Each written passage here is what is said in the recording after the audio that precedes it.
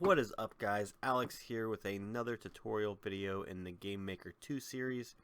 In this video we're going to be covering compiling and debugging and talking a little bit about what that is and showing you some ways we can show some debug messages and just how we do that.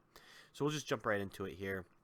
So first, whenever you compile your game here, you're going to run it, it'll compile, and compiling is the process of like converting your script into like a playable game. So it like pops up and just runs the code, right? So to get started, all we have to do is click this play button. I got my game here. I've been working on this one a little bit, so I believe it will compile. I don't know if I left it in a state where it will. I didn't try it before this video, but we'll go ahead and see if it'll run here. And so you got this output screen. It's giving us some information about what the game is doing. This is just stuff that can be ignored, and it did pop up over here, my other window, and it's pretty big here. But you can see we have this little guy, and he just kind of hangs out, moves around by himself. We have a little menu. Oh, this is actually the error, and this is actually a good point. So this pops up. This will tell us where the error is. So it's in my build menu title. It has to do with this variable here. It says not set before reading, so we'll investigate that here in a later video. But that is a perfect example for how this output runs. You can see that we got some errors here. It tells us what line we can go investigate. So we'll just go ahead and use this output to investigate what that error was. But this is right where you see it. The next thing you might want to look at are the syntax errors and compile errors here. So when you're debugging something, debugging is the act of basically finding these issues that you have in the code. So you might like forget a bracket, you might have a variable that's declared but doesn't really do anything. So there's different kinds of problems you could have.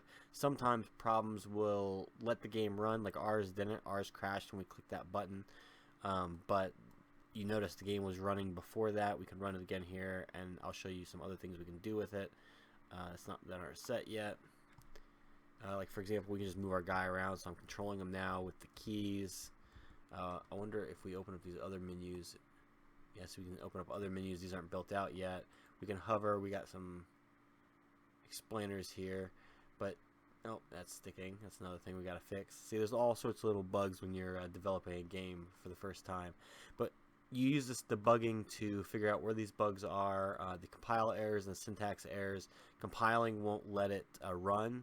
A syntax error also probably won't let it run unless it's like declaring a variable that isn't being used. But they're a little bit different, so you can look at these side by side by taking this, click this button right here, drag it over to compile. It'll make these two side by side in one little window, and now you can look at them wherever. You can also drag them out here, make them a free window, especially if you're running stuff or you're doing a lot of compiling right now, or you can click them back down here. But again, so going through this, you can see where the lines are, so it's telling me where the problems are, and it's probably all has to do with I changed a variable name somewhere. I've been doing some refactoring in the back, and I probably just changed a variable name, and now it's just broken on all these different lines. So I have to go through and check all these different lines of code and figure out what's going on with the variable. The cool thing is, though, there is a find and replace deal, so I think you can right click. Oh, it's in the, you have to go into a workspace. No, where's this at? Oh yeah, Control Shift F, there you go. Control Shift F, that brings up our search and replace. So when I go to fix this error, I'm going to figure out what the variable is. I'm going to search for it here, like it might be, I saw titles in it, so let's type in title here. It'll find all the different instances of title in my code, but we put the exact variable in here. We'll replace it with whatever the new variable is. But that's just how you debug your code and how you see if there are issues. The other cool thing is you can use this show debug message function. So like what we might do is let's put them in. I'll move my face over here. We'll put them in John here because I know John walks around. So we'll put this in the step function. So these different functions, we'll go over these events and stuff later. Don't worry about all this. But what we're going to do is place this in code. The step function runs every frame of the game, or as many times as it can get through the code. And so what we'll do is we'll throw this debug thing in here and just show like, oh,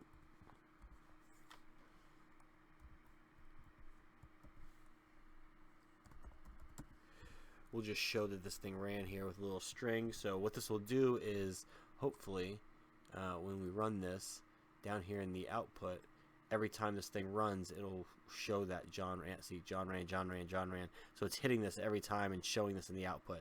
But you can see how this would be useful if you were having some problems with like a loop not running or something. You could throw this in the loop to make sure that it is running, just not changing the variable the way you want or something like that.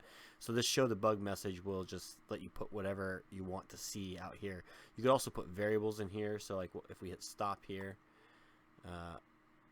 we can throw a variable in here. Like we could say this right here. Oh.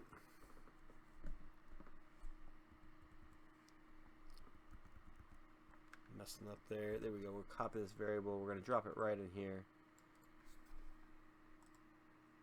Now what will happen is every time the frame runs, it'll show us what state John is in. Sometimes he'll be in waiting, sometimes he'll be in walking, and if I take control of him, he'll switch to this user control. So you can see he's walking, walking, walking, walking, waiting, waiting, waiting, waiting. It's counting up here how long he's been walking or waiting. And then I can also just take control here. Now it says user controlled. If I stop controlling him, the counter will start counting, and as soon as it hits a certain number, he starts wandering again. So that's just one way you can use this output, and one way you can debug your code. Let me hit stop here. And that's it for this tutorial. This is it for, I think we can get into coding now. We've covered all the basics. If you want to go back and check any of the previous videos, we go over all the different menu bars, these different buttons and stuff like that. We cover all the different things you can do over here with the assets. So definitely check those out. They're only like 2 or 3 minutes, 4 minutes long. So check those out. I'm trying to make short videos, trying to make them for beginners, just trying to burn through this stuff, make it nice and easy for you.